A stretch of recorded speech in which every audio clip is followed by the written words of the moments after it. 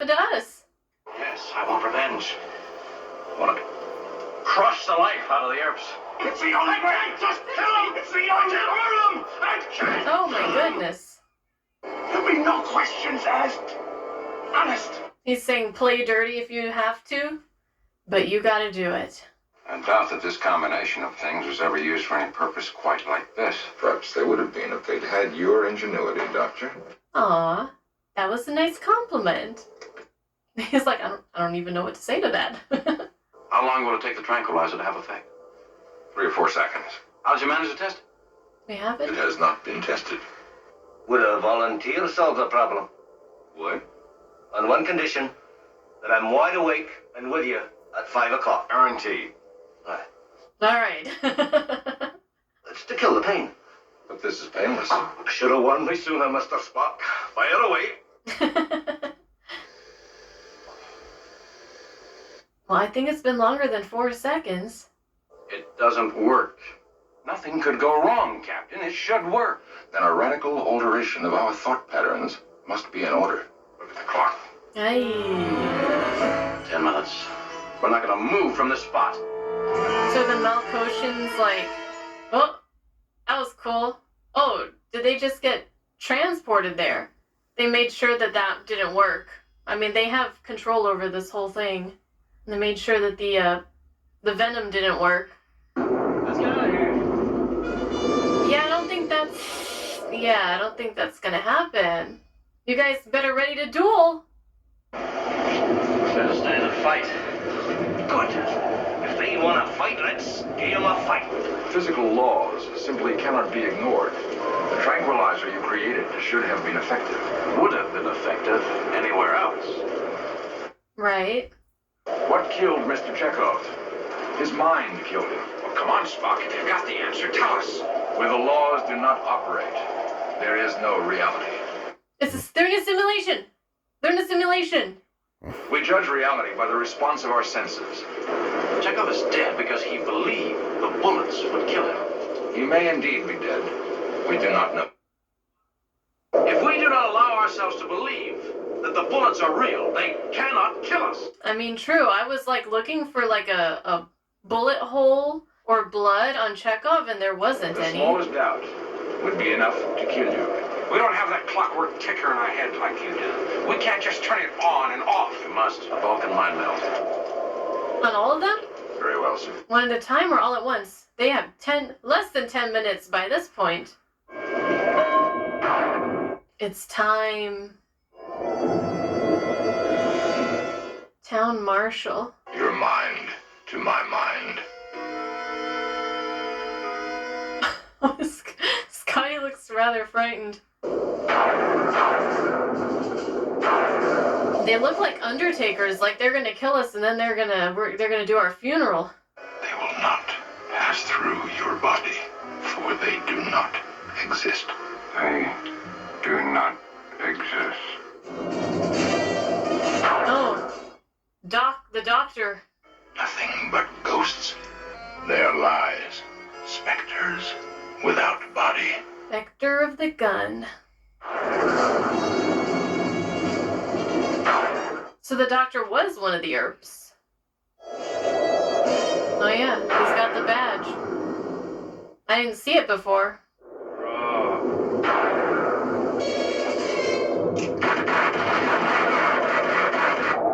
It worked. Oh, they still got more bullets.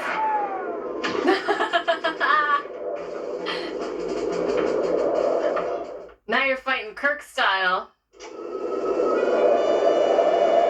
I guess this is all a test to see if they are violent. If humans, the Federation is a violent group or not. Hey, we're back. What happened? Where have I been? Right here, it seems. But that girl, she was so beautiful. Do you remember anything else? No. Good. Perhaps that explains why he's here. Nothing was real to him. Except the girl. Did we pass your test? Energy output increasing beyond measurable levels, Captain. It's gone, sir. Well, yeah, self-destructed. No damage, sir. All decks report fully operational. You did not kill. Is this the way of your kind? It is. We prefer the ways of peaceful contact. Like we said, We have sought you out to join us. Our mission is still one of peace. Approach our planet and be welcome.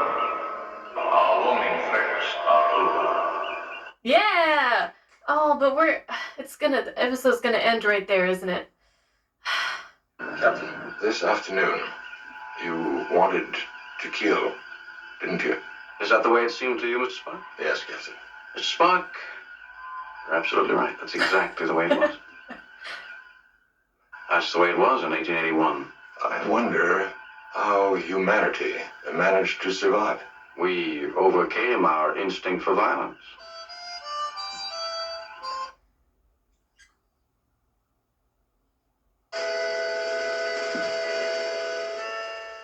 I like that. You know, back in the late 60s and early 70s, whenever season 3 was being written and filmed, people back then were hoping that the human race would overcome their instinct to kill. And while I can't even say if we've made any progress on that, unfortunately, it seems like it hasn't fully happened yet, but there is still hope, maybe.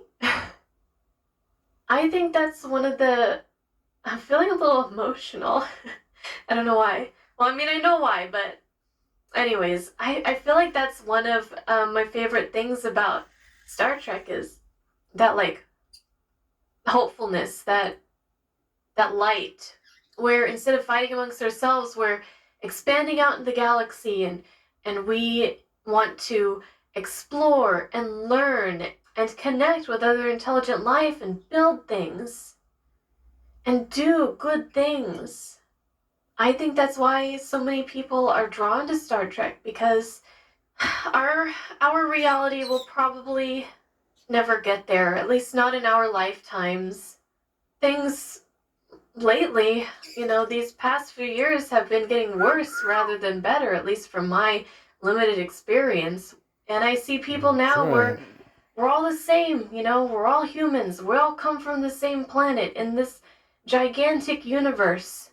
There is nothing out there that we would find that is like, our fellow people, our neighbors, our family members, and yet I see so many families broken up, so many friendships broken up, so much hate, so much violence. I see it in my comments.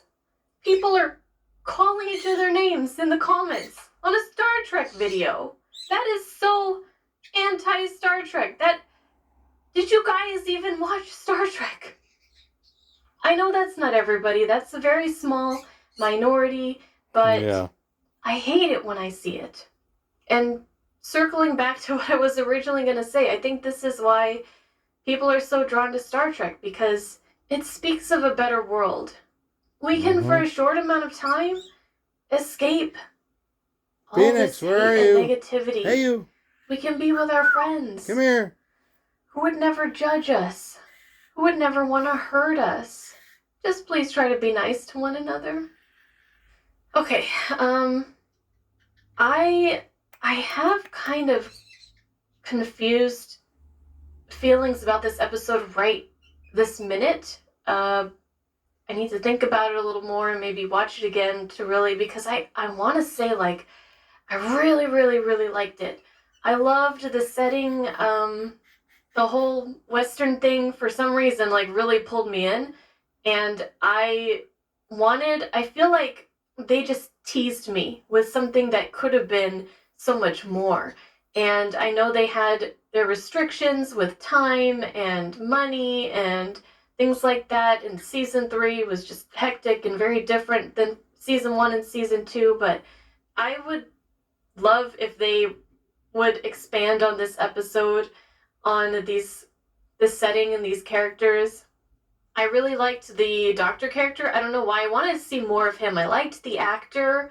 I like how he seemed to, like, kind of know be in the know about what was going on. Like, he was one of the Malkotians, you know, just like, oh yeah, here you go, take it. Even though I know it's not going to work, because we're not going to let it work. Go for it. Take everything. It doesn't matter because we just built this, you know, just for this purpose. And they didn't even build She's it. got a lot It's of all like insight. a mind thing, right? I love the stuff with Chekhov and the girl. That was really entertaining.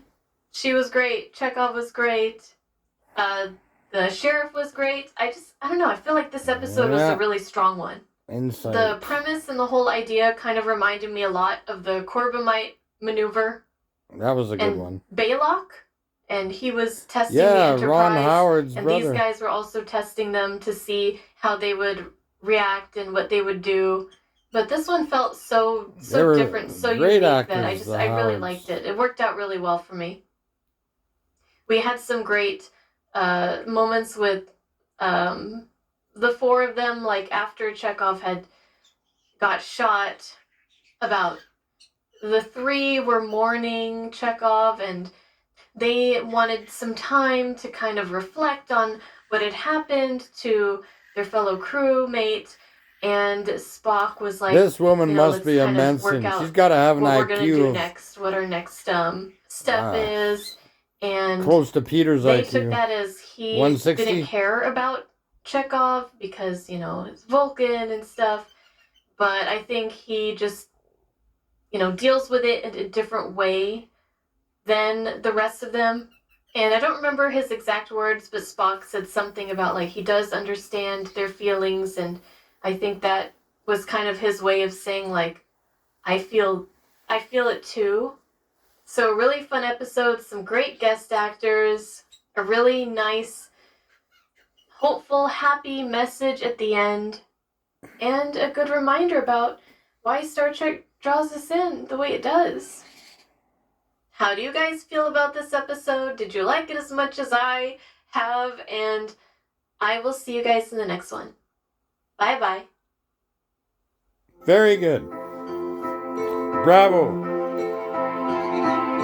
Phoenix, where are you?